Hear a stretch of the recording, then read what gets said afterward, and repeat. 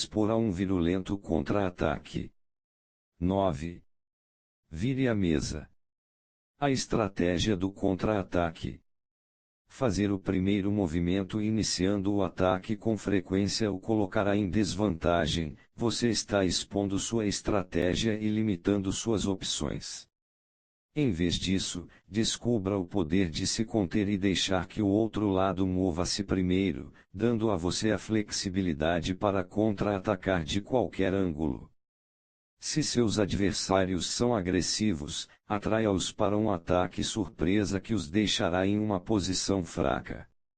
Aprenda a usar a impaciência deles, a ansiedade para pegar você como uma forma de desequilibrá-los e derrubá-los. Em momentos difíceis não se desespere ou recue, qualquer situação pode ser invertida. Se você aprender a se conter, esperando o momento certo para lançar um inesperado contra-ataque, fragilidade pode se tornar força. Se você ainda usa Gillette e vive sofrendo com irritações, cortes ou tornar força. Agressão disfarçada. Em setembro de 1805, Napoleão Bonaparte enfrentou a maior crise em sua carreira até então. Áustria e Rússia haviam se aliado contra ele. Ao sul, as tropas austríacas estavam atacando os soldados franceses que ocupavam o norte da Itália. A leste, o general austríaco Karl entrava na Bavária liderando uma grande força.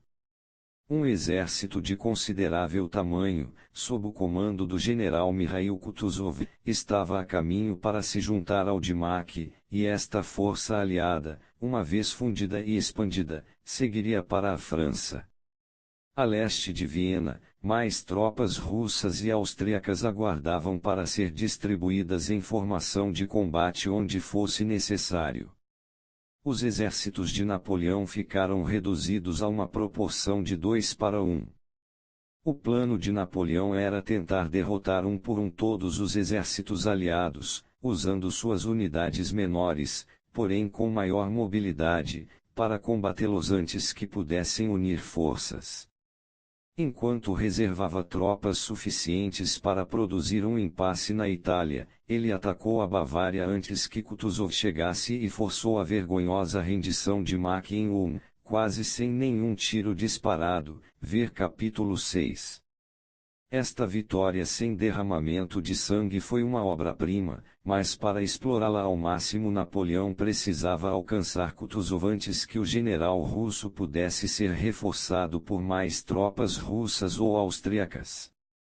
Com essa finalidade, Napoleão enviou o grosso de seu exército para o leste, em direção a Viena, esperando encurralar as forças russas em retirada. Mas a perseguição se meteu em um atoleiro, o tempo estava ruim, as tropas francesas estavam cansadas, seus marechais cometiam erros e, o mais importante, o ardiloso Kutuzov era mais esperto na retirada no que do ataque. Conseguindo despistar os franceses, ele chegou à cidade de Olmütz, a noroeste de Viena, onde as forças austro-russas estavam estacionadas. Agora a situação se inverteu, de repente era Napoleão que estava em grave perigo.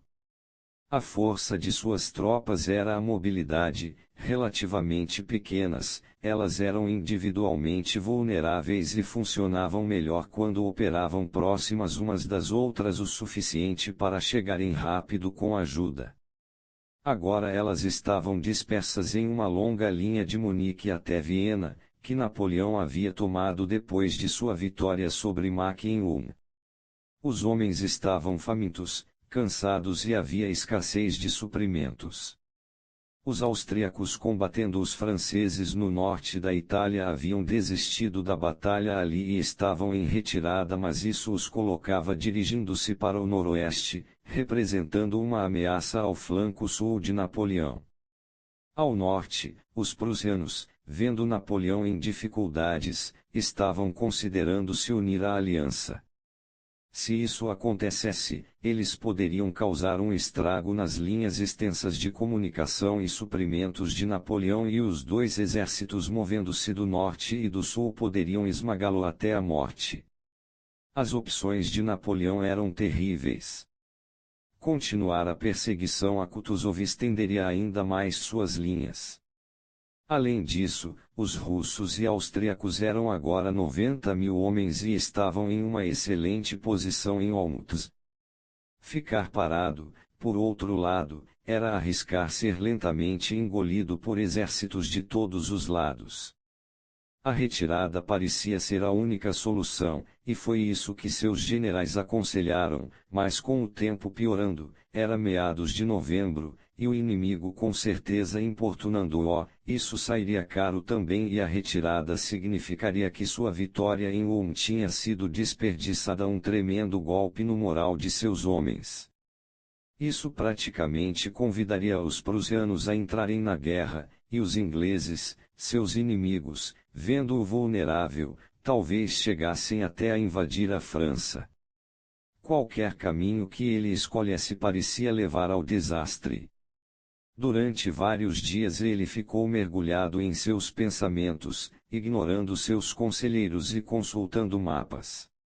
Enquanto isso, em Olmutz, os líderes austríacos e russos, entre eles o imperador Francisco I da Áustria e o jovem czar Alexandre, observavam os movimentos de Napoleão com intensa curiosidade e excitação. Eles o tinham onde queriam que ficasse, certamente seriam capazes de compensar o desastre em Ulm. No dia 25 de novembro, batedores aliados relataram que Napoleão havia movido uma grande parte de seu exército para Austerlitz, a meio caminho entre Viena e Olmutz. Ali parecia que suas forças estavam ocupando o outeiro de Pratzen, uma posição que indicaria preparação para a batalha. Mas Napoleão tinha apenas uns 50.000 homens com ele, era quase a metade do que tinham seus adversários. Que esperanças ele tinha de enfrentar os aliados? Mesmo assim, no dia 27 de novembro, Francisco I ofereceu-lhe um armistício. Napoleão era formidável e, mesmo nesta desvantagem, lutar contra ele era arriscado. Na verdade, Francisco também estava tentando se dar um tempo para cercar totalmente o exército francês, mas nenhum dos generais da aliança achava que Napoleão cairia nesse truque. Para sua surpresa, entretanto, Napoleão parecia ansioso para entrar em acordo. De repente, os czar e seus generais tiveram outra ideia. Ele estava em pânico, agarrando-se a qualquer coisa como tábua de salvação. Essa suspeita pareceu se confirmar quase de imediato, quando, em 29 de novembro, Napoleão abandonou o outeiro de Pratzen quase tão rápido quanto o havia tomado, assumindo uma posição a oeste e repetidamente reposicionando sua cavalaria. Ele parecia totalmente confuso. No dia seguinte, solicitou um encontro com o próprio czar. Mas o czar mandou um emissário, que voltou com a notícia de que Napoleão não conseguira disfarçar seu medo e sua dúvida. Ele parecia nervoso, emotivo, até tresloucado. As condições do emissário para o armistício tinham sido duras, e embora Napoleão não concordasse com elas, havia escutado sem dizer nada, parecendo humilhado, intimidado até.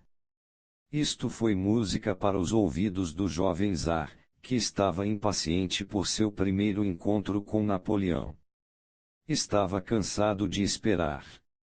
Ao abandonar o outeiro de Pratzen, Napoleão parecia ter se colocado em uma posição vulnerável, suas linhas ao sul estavam fracas e sua rota de retirada, a sudoeste em direção a Viena, estava exposta.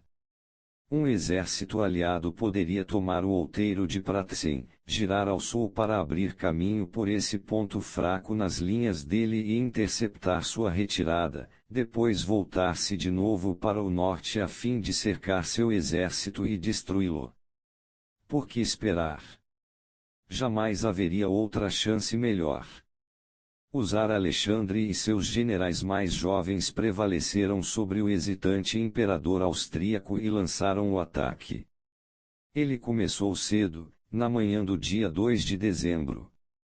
Enquanto duas divisões menores enfrentavam os franceses pelo norte, impedindo-os de sair do lugar, uma sucessão de soldados russos e austríacos movia-se em direção ao outeiro de Pratzen, tomava-o, depois girava para o sul, mirando o ponto fraco francês.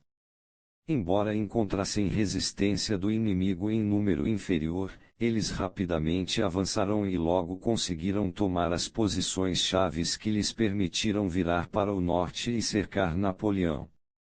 Mas às 9 horas da manhã, quando as últimas tropas da aliança, cerca de 60.000 homens ao todo, subiram o outeiro e se dirigiram para o sul, os comandantes aliados receberam a notícia de que algo inesperado estava para acontecer. Uma grande força francesa, invisível para eles do outro lado do outeiro de Pratzen, estava de repente seguindo para o leste, direto para a cidade de Pratzen propriamente dita e o centro das linhas aliadas. Kutuzov viu o perigo, os aliados tinham avançado tantos homens pela brecha nas linhas francesas que deixaram seu próprio centro exposto. Ele tentou chamar de volta as últimas tropas que seguiam para o sul, mas já era tarde. Às 11 horas da manhã, os franceses haviam retomado o outeiro. Pior, as tropas francesas tinham aparecido do sudoeste para reforçar a posição ao sul e impedir os aliados de cercarem os franceses.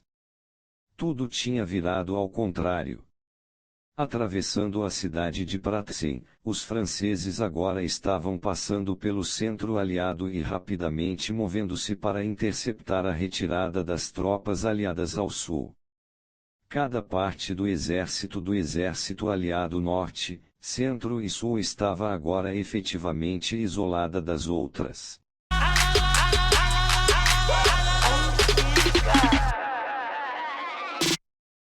Centro e sul estava agora efetivamente isolada das outras. Os russos no extremo sul tentavam recuar mais para o sul, porém milhares deles perderam suas vidas nos lagos e pântanos congelados no meio do caminho. Às 5 horas da tarde, a rota estava completa, e fez-se uma trégua. O exército austro-russo havia sofrido baixas terríveis, muito mais do que os franceses. A derrota era tão grande que a aliança sofreu um colapso, a campanha estava terminada. De algum modo Napoleão havia extraído vitória da derrota. Austerlitz foi o grande triunfo de sua carreira. Interpretação: